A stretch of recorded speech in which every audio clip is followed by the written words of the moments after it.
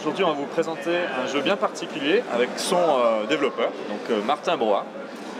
Et ça s'appelle The Messenger. Alors déjà, juste en quelques mots, comment tu nous présenterais ton jeu? The Messenger, c'est un jeu de ninja. C'est un jeu qui est un peu un hommage aux anciens jeux de la Nintendo Entertainment System, donc la NES.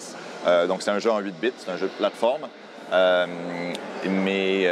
un jeu de ninja, mais qui joue beaucoup avec les attentes des joueurs. Donc au début, on pense que c'est un platformer traditionnel, un peu un hommage à Ninja Gaiden, des jeux de cette époque-là.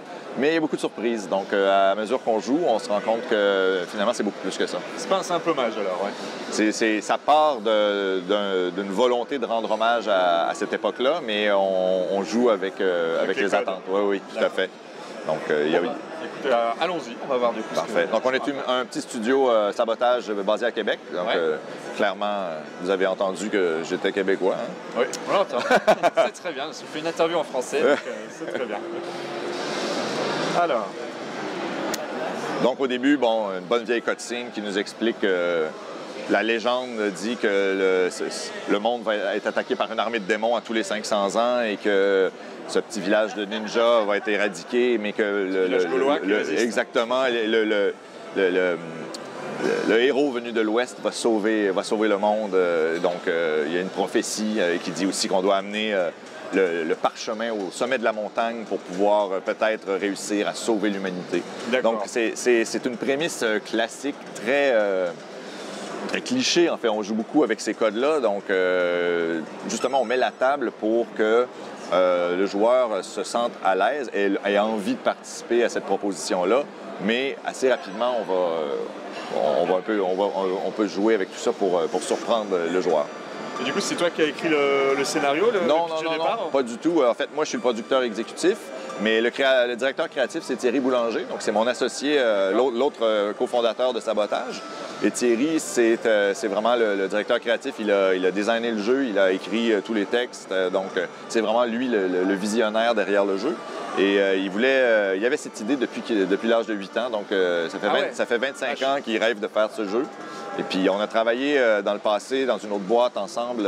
On se connaissait, puis on a décidé de fonder Sabotage il y a 2 ans pour créer ce jeu-là et pour réaliser son rêve, mais aussi parce qu'on pense qu'il y a un réel marché pour ce type de jeu-là présentement. Donc, oui, c'est sûr, il y a toute une demande en fait à se trouver. Du coup, juste pour préciser, vous êtes combien de développeurs alors du coup? Il y a combien de... Chez Sabotage, on est 13, mais il y a 9 personnes dans l'équipe de Messenger.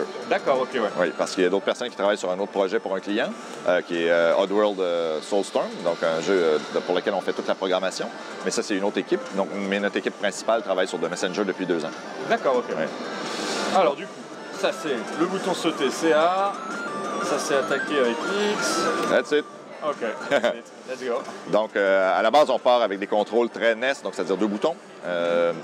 Les palettes de couleurs NES, on triche un petit peu, on rajoute quelques couleurs juste pour pouvoir se faire plaisir un peu, mais on essaie d'être le plus fidèle. La musique est en chiptune, donc vraiment composée dans Family Tracker.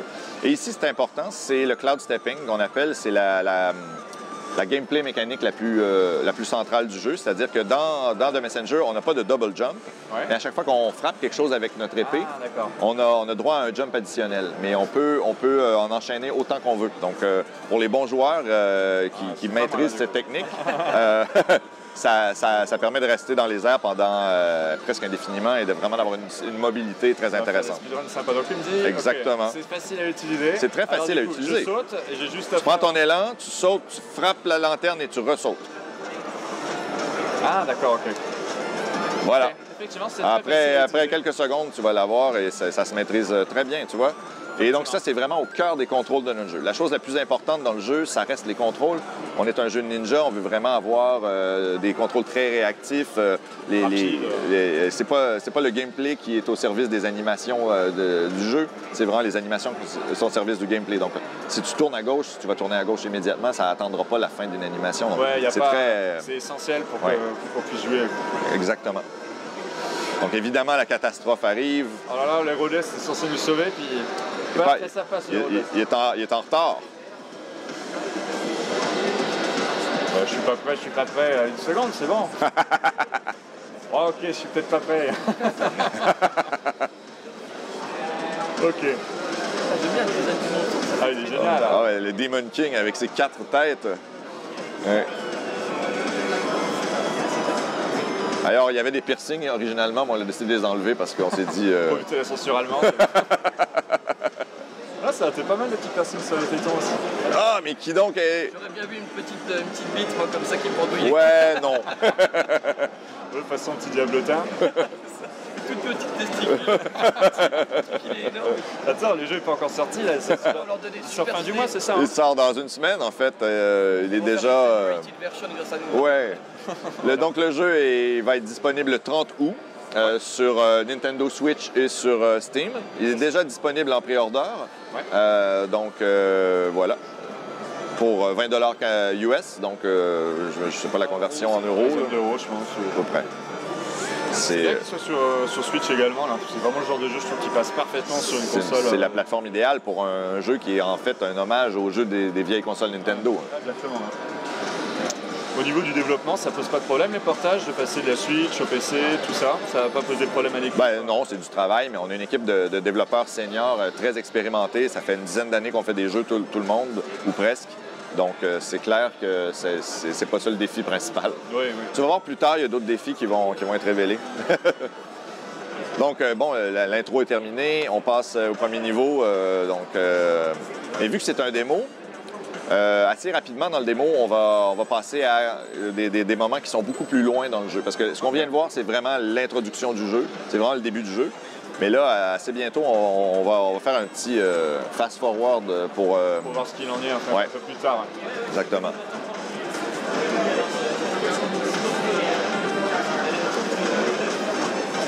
Alors, la musique est composée par Rainbow Dragon Eyes. Rainbow Dragon Eyes, c'est un batteur de death metal, de technical death metal, qui fait aussi du chiptune et il a fait une trame sonore phénoménale pour The Messenger. On est très fiers.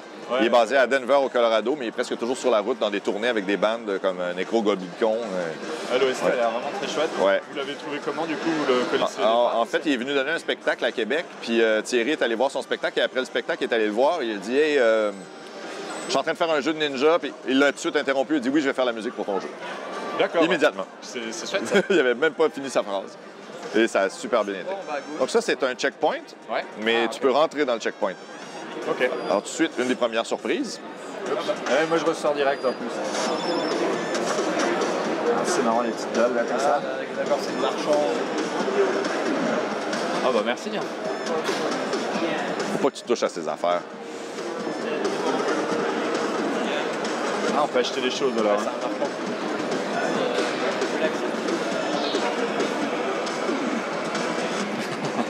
Oui, ça a l'air d'avoir beaucoup d'ironie déjà. That was way too much text for one dialogue box. Oui, c'est à partir de ce moment qu'on se rend compte qu'en fait, le jeu n'est pas sérieux du tout. Il y a énormément d'humour, un gros côté méta. Il y a beaucoup de dialogues, en fait, qu'on peut passer, si on veut. Mais en fait, c'est une des grandes qualités du jeu. C'est son écriture et les différents dialogues, les différentes histoires que le shopkeeper peut nous raconter. En plus, il peut nous upgrader le personnage. Donc là, tu as acheté la bonne upgrade. En fait, non, parce que tu n'as pas assez de sous. Ouais. Tu devrais ramasser un peu de sous pour acheter ça. Ça va te permettre de... C'est ça, hein? Ouais, ça va te permettre de frapper sur les boules de feu. Ouais, les renvoyer. Et pas de les renvoyer, mais tu vas pouvoir jumper à partir des boules de feu. Donc, ça va te donner une mobilité encore plus intéressante. J'imagine qu'il doit y avoir pas mal de secrets aussi dans le jeu. Ah oui, beaucoup. Donc, frappe sur ces trucs-là. Là, tu vois, tu en as 46. Retourne acheter ton upgrade. Ça vaut la peine. Ça va faciliter la vie un peu plus tard. Donc, déjà, de l'humour, une espèce de pièce étrange, un checkpoint, des trucs qu'on ne s'attend pas toujours à voir dans un platformer. Donc, tranquillement, on t'amène vers plus de surprises. Non, prends celle avec l'épée. Oui. Celle-là, hein? Strike of the Ninja. Oui. Ça va vraiment te permettre d'attaquer les projectiles et de pouvoir sauter à partir de ça. Très bien. Donc, le jeu est évidemment fait en anglais, mais il est disponible dans plusieurs langues, y compris français et québécois. Ah, bah voilà, ça c'est bien. Donc, vous allez... mais en fait, on l'a écrit en joual, vraiment en québécois bien... Bien shadé. Oui, oui. Donc, pour les Français qui veulent se marrer, si vous voulez jouer en québécois, en faisant les voix, en lisant les voix tout haut. Il y a moyen d'avoir des expressions un peu sympas. Oui, oui. Je meurs si je vais à droite, là, ou c'est... Non, c'est le chemin que tu dois prendre, en fait. Alors là, c'est ici que le démo nous amène l'équivalent de 4 ou 5 heures dans le jeu. Ah, d'accord. Alors, il faut que tu ailles parler au shopkeeper qui va t'expliquer un peu pourquoi. Qu'est-ce qu'il va nous dire ce brave homme alors?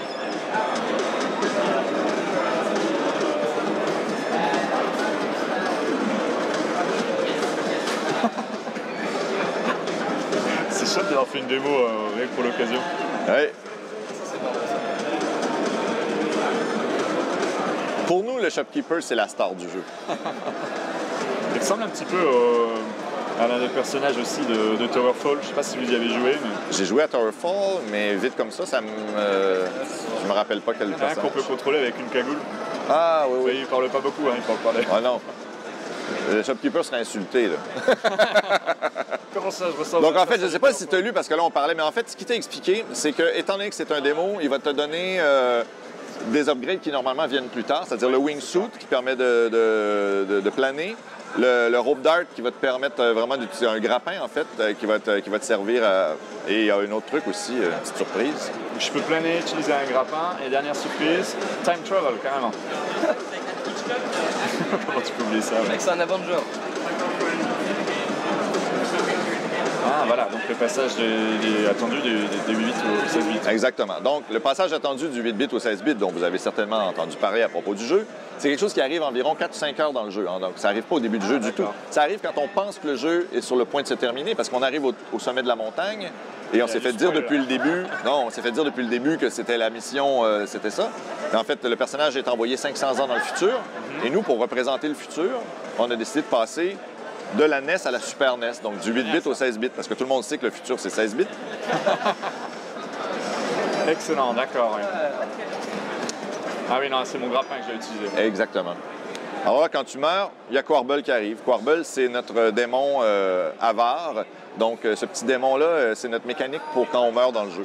Dans les jeux NES à l'époque, quand on mourait 3 fois, il fallait recommencer le jeu au tout début. Personne ne veut ça dans un jeu en 2018. C'est complètement... ça date de l'époque des machines d'arcade où on mettait des jetons. Hein. C'est excellent. Donc, Excellent le passage au... Et il me suit par contre, lui. ben oui, parce que lui, en fait, il sert de bonnet d'âne. Il est là un peu pour t'insulter, dépendant de comment tu es mort. Ah oui, d'accord, Et ouais. il te suit, il va bouffer tes time shards pendant un certain temps. Pour me punir. Oui, exactement. Et quand il va considérer qu'il s'est bien remboursé, ben, il va prendre une petite note dans son calepin, il va se pousser et il va revenir la prochaine fois. Il va toujours t'insulter dépendant de la manière dont tu es mort. Ah ouais, d'accord. Ouais. Alors, Quarble, c'est le sympa petit personnage qui est là quand tu meurs. Donc, si tu es un speedrunner et que Quarble te suit, ben, c'est parce que tu t'es planté. Il va s'ennuyer, ouais. Ah oui, bah oui, ouais. Donc, c'est notre mécanique bonnet d'âne. Et qu'est-ce que ça veut dire, son nom? Ça vient d'où? Quarble, Ouais. C'est juste un nom comme ça ou c'est un nom drôle. le secret sera préservé? Donc, comme vous pouvez voir, on voit à travers ces masques le jeu dans l'autre dimension, c'est-à-dire Plus de que portail, ouais. le jeu roule en permanence les versions 8 bits et 16 bits, ce qui nous permet de faire des transitions instantanées et même de jouer avec... Ce qui nécessite du coup une GeForce 1080 Ti. Non, mais c'est quand les gens nous posent la question si on pourrait mettre le jeu sur une NES traditionnelle ou même sur une 3DS, c'est impossible. Alors, c'est le moment où j'ai l'air bête. Hein, il faut que tu réfléchisses à la... C'est des petits puzzles ici. Donc, voilà. Tu te rends compte que dans le futur, il y a des endroits, les chemins se sont soit écroulés, des fois c'est des arbres qui ont poussé, alors il y a des branches qui permettent d'atteindre des niveaux. Parce qu'à ce moment-là, en fait, ce qui arrive, c'est que dans le futur, le jeu, tu te rends compte que c'est plus juste un platformer linéaire. Ouais. En fait, c'est plus devenu un peu comme un Metroidvania, donc un jeu d'exploration. Parce que tu dois revenir à travers tous les niveaux que tu as déjà joués et trouver des nouveaux chemins. Ah non, pas là. Et à gauche. Ouais. C'est ça. Et voilà. Et là, tu vas planer si tu veux pas mourir sur les spikes. Hein? Alors, pour planer, Prends-toi un on a élan. dit, Quand tu vas être dans les airs, tu vas repaiser sur ton jump et tu vas le tenir pesé. Voilà, avec style. Ouais, avec style et élégance. Ouais. L'idée aussi, c'est qu'en combinant le Cloud Step, en combinant le Wingsuit, en combinant le Rope Dart, ça te permet vraiment de faire des combos de moves vraiment ninja. Genre. J'imagine que pour les combats de masse, ça doit devenir quelque chose d'un peu sympa. Ouais. Laissez-moi revenir dans l'air. Voilà. Et voilà. Donc, toutes les tracks de musique du jeu sont en 8 bits et en 16 bits. Excellent. Ce qui fait 59 tracks dans la bande sonore complète. C'est vraiment chouette. Ah! Danger, hein?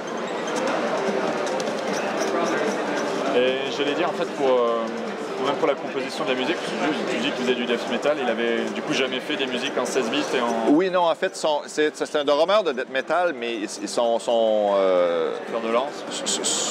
sous le nom de Rainbow Dragon Eyes, ça fait quand même plusieurs années qu'il fait de la musique de chiptune. En fait, il se peinture la face comme en death metal et il joue avec son Game Boy de la musique chiptune en hurlant des paroles. D'accord. Donc, là, c'est un super performeur, vraiment cool. Mais non, c'est vraiment aussi un compositeur excellent. Allez, il va se moquer de moi encore. On a fait ça avec lui. Or you could have watched your steps. Yeah. Ow! Si tu veux, je peux jouer aussi.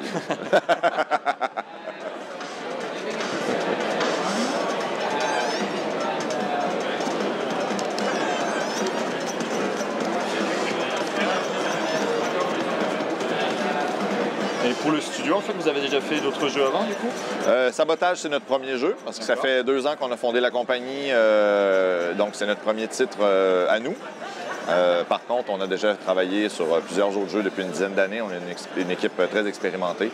Donc, on a monté un peu la Dream Team à Québec avec les gens qu'on considérait les plus qualifiés et aussi les plus chouettes à travailler avec. En fait, je ne veux pas insulter les autres qui ne sont pas dans notre équipe parce qu'on a tout plein d'amis dans cette industrie-là, évidemment.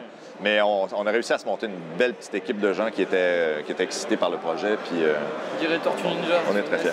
Ben oui, parce que c'est une grosse influence. Il y a plusieurs influences. Les gens se disent souvent, c'est Ninja Gaiden. Oui, bien, Ninja Gaiden, c'est une évidence parce que le look du ninja se ressemble un peu, mais il y a beaucoup d'autres jeux qui ont influencé le design de Messenger.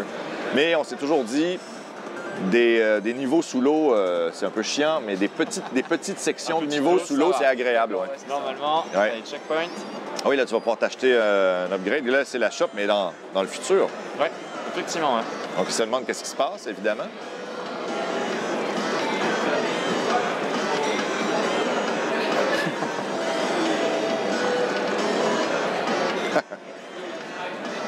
Alors, qu'est-ce qu'on peut sauvegarder? J'en ai 84. Tu peux...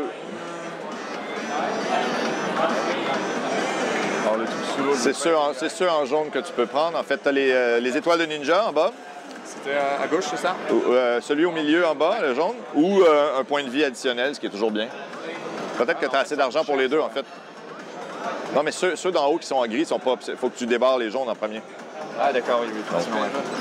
On va commencer comme ça déjà. Voilà. Donc ça, ce qui fait que quand tu vas te faire repousser par un ennemi qui te touche, tu vas pouvoir rejumper dans donc éviter de tomber d'un pic, exactement. Ce qui va arriver.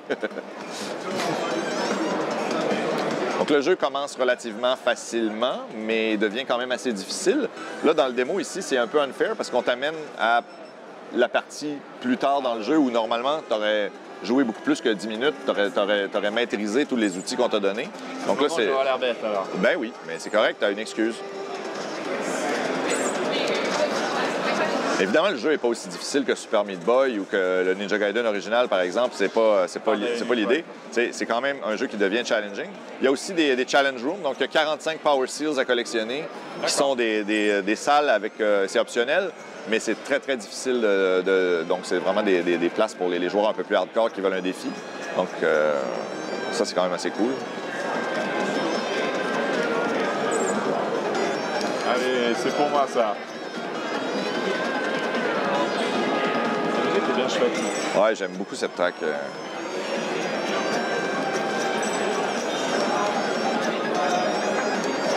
Est-ce qu'on peut gagner des pouvoirs, style lancer aussi de la magie, des choses comme ça plus tard? Non. Je te dirais que Que du corps à corps, alors. c'est vraiment... en fait, tu peux acheter les étoiles de ninja qui sont l'attaque qui sont limitées. Donc, tu vas avoir un peu comme trois points de ki qui vont apparaître en haut quand tu vas avoir acheté le skill. Et des fois, tu en trouves comme dans les chandelles ou dans un peu... Ouais. Ah bah non. Je me suis dit peut-être qu'il y a un passage par ici, là où il y a une tête de mort. Je pensais vraiment que tu allais descendre. Ouais, faut pas que je t'écoute, là. Ah ouais? Mais il y a littéralement une des phrases que dit Quarble qui est genre ton frère t'a dit que tu pouvais passer par là. Moi aussi, mon frère faisait ça. C'est quelque chose que littéralement le frère de Thierry faisait quand il était petit. Ah ouais, moi j'étais l'histoire aussi. Tu vois, quand je jouais avec mon frère, j'aimais bien en fait qu'il se fasse avoir par les ennemis. Je trouve ça fantastique. Frappe toujours les chandelles parce que des fois, il y a des, Ah, les il y a des power-ups de... Ouais. Tu vas pouvoir avoir de la vie dedans.